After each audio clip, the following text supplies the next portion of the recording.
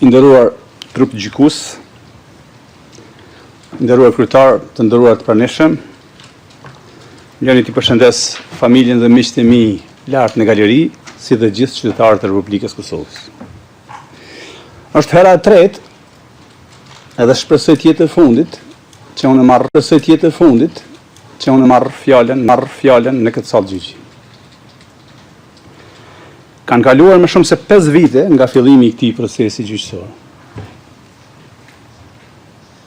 Këto 5 vite nuk kanë qenë të lehta për ne, po as të parëndësishme për historinë e vendit tim. Megjithatë, le të shërbej gjithë kjo si një mundësi dhe shans I mirë për drejtësinë. Pas gjithë këtyre viteve, ka edhe një element pozitiv. Shpresoj se trupi gjykues ta ketë pasur kohën e mjaftueshme për ta kuptuar se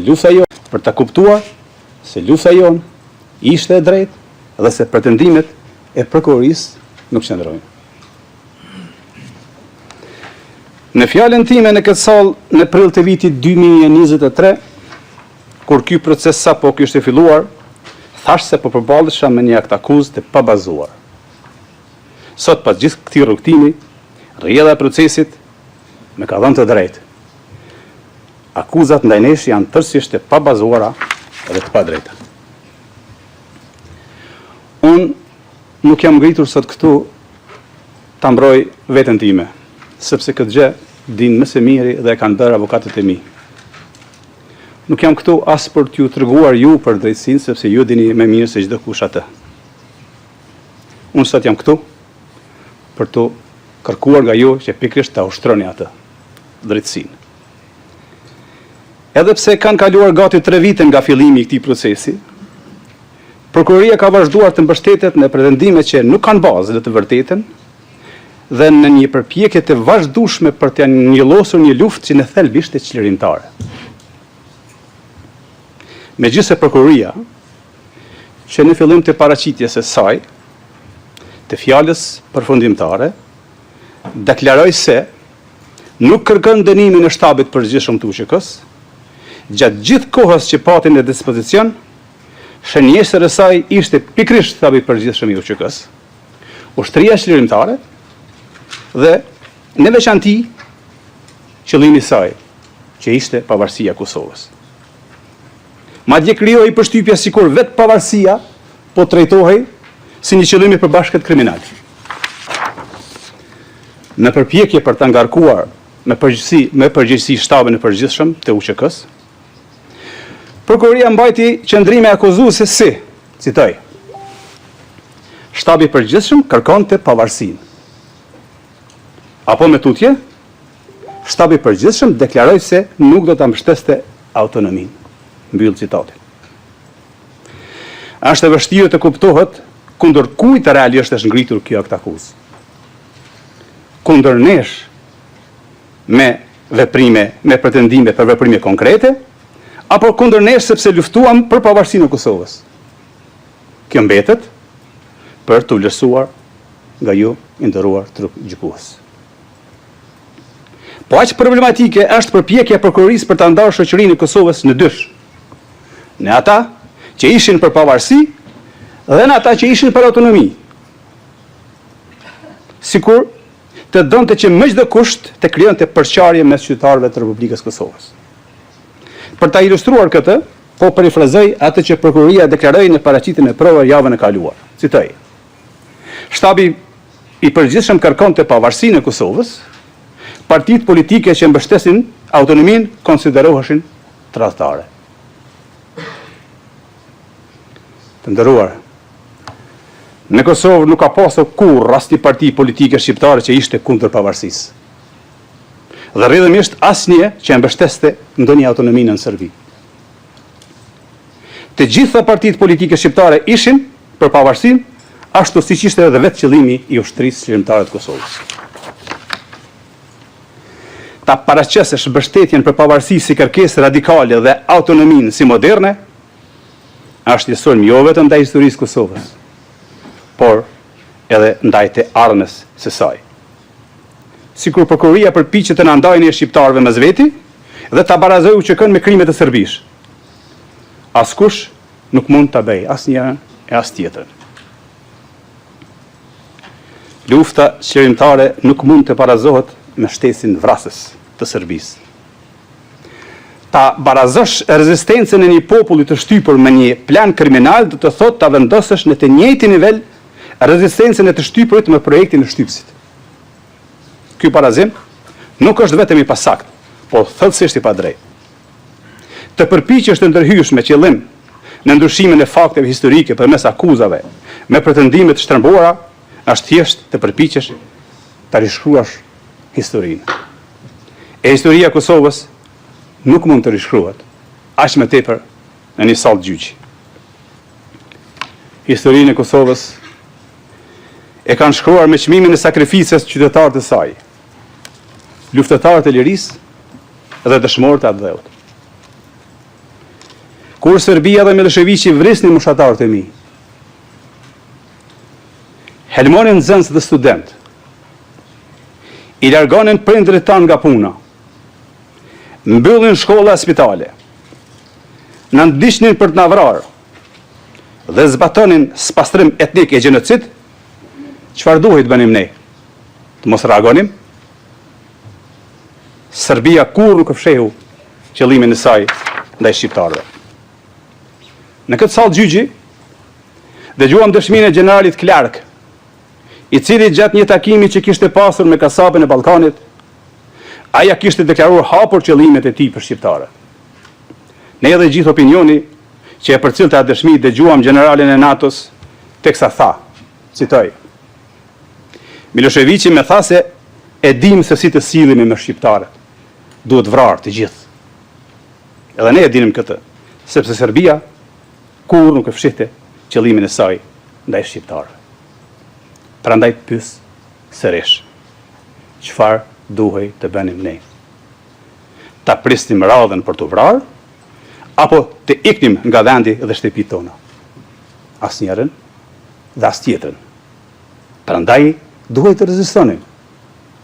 Prandaj unë besoja se Kosova kishte nevojë për vetë mbrojtje.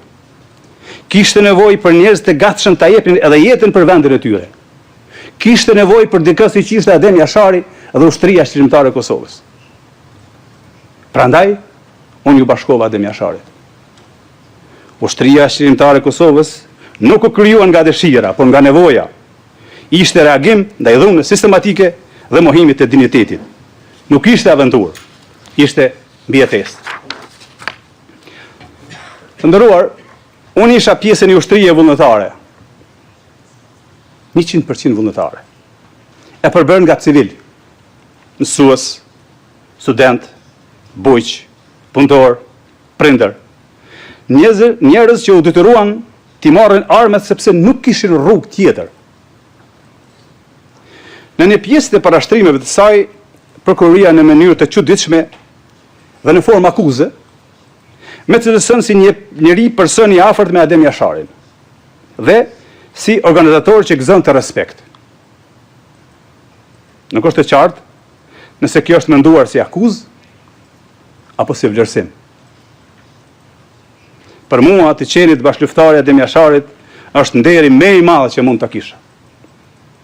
Po ashtu konsideroj edhe nder, edhe cilësimin si një nga themeluesit kryesorë të UÇK-s. Nëse këto cilësime shndrohen e akuza, atëherë problemi nuk qëndron te unë, por tek ata që i trajtojnë nderin dhe përgjegjësinë historike si faj. Po, kam mbartur armë. Armat për ne ishin mbijetesë. Shumë nga bashkëluftarët e mi kanë vdekur duke siguruar ato.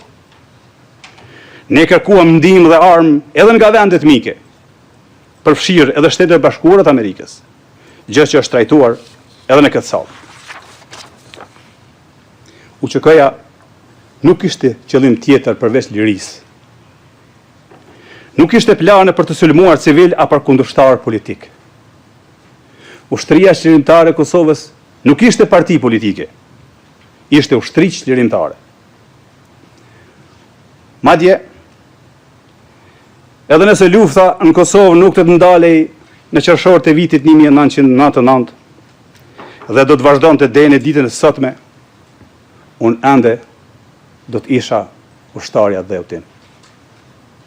Kuptohet, nëse nuk do të isha vrarë deri më tani, për çka gjasat ishin reale. Jam i bindur se bëm gjën e duhur. Edhe sot do të bëj atë njëjtën gjë. Liria, paqja dhe demokracia arrihen duke u përballur me agresionin. Prandaj edhe NATO na mbështeti. Prandaj na mbështetën edhe vendet tuaja. Prokuroria në dosjen e saj përfundimtare kërkon dënime jashtëzakonisht të rënda.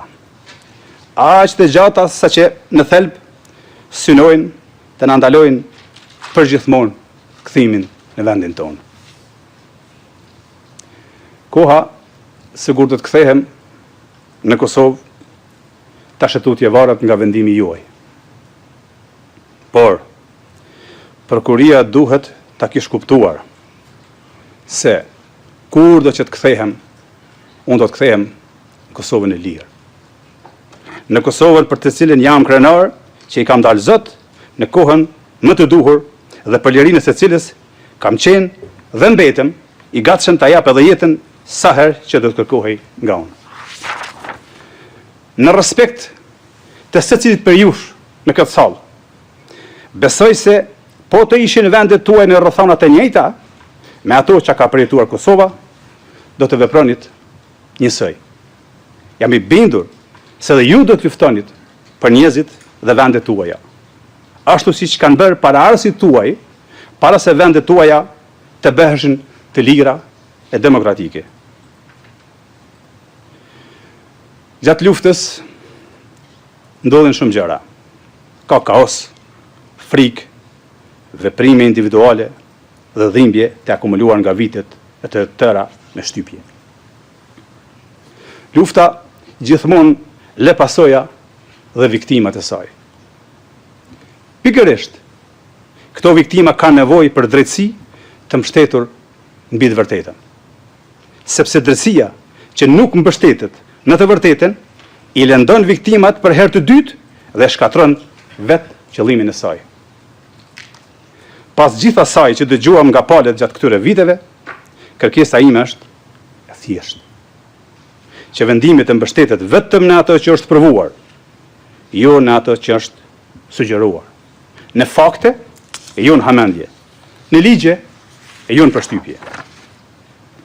Jam besim plot se drejtësia dhe vetëm drejtësia do të na kthej na dhe neve që jemi këtu të akuzuar.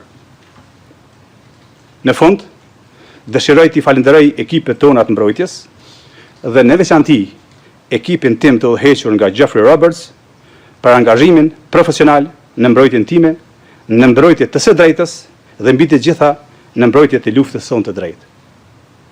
Por mbi të gjitha, i falenderoj bashkëqytetarët tanë që besojnë në pafajësinë tonë. Mbështetja tyre ka bërë që prangat që më kanë rënduar të mos i ndjej si barr. Veçanërisht kur ato prangat tani më nuk i rëndojnë Kosovës, ashtu siç kanë rënduar gjatë gjithë kohës sa ishte në pushtimin e egër servisë. Thuhet se njerëzit që bëjnë diçka të mirë për atë dheun e tyre janë njerëz me fat. Duket se unë jam njëri prej tyre. Faleminderit.